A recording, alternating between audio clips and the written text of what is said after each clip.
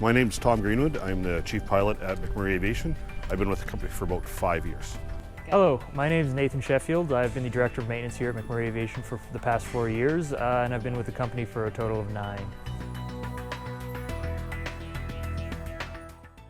In aviation, we use checklists to mitigate risk, basically so that we don't miss things in the cockpit. Checklists can take a variety of forms. The simplest form, often used in a single pilot airplane, is a flow check around the cockpit, backed up with your paper copy checklist to make sure you haven't missed anything. Last point about checklists is sometimes we'll find that we have different aircraft configurations that don't quite meet the manufacturers. Cessna made the Caravan on wheels, and then later on we incorporated it on floats. So when we have the float plane, we've blended 2 manufacturers' checklists together in a company-produced document. But the biggest thing on that is you have to make sure that you're always following manufacturers' guidelines. We'll make it flow in a logical order, so we'll take Cessna's checklist and the float plane manufacturer's checklist, put them all together in one quick reference document.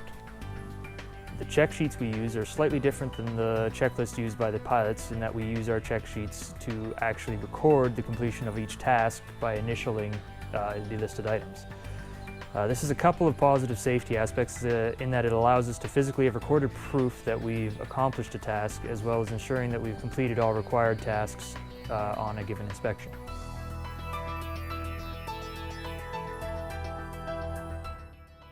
Memory items are often defined from the manufacturer and most often found on the emergency checklist.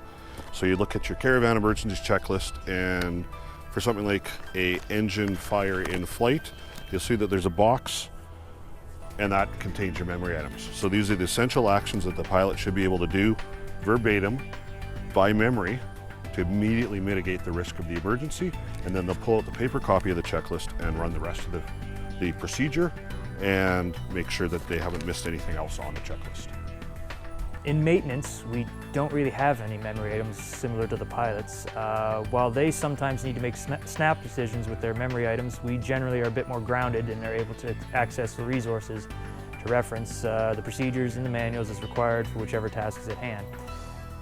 We are generally taught not to memorize these procedures, as the amount of steps to a given procedure could actually lead to a catastrophic consequence should we miss a step, get distracted, or take a shortcut. The big thing in maintenance is actually not necessarily memorizing steps to procedures, but learning where to find our procedures when they're required.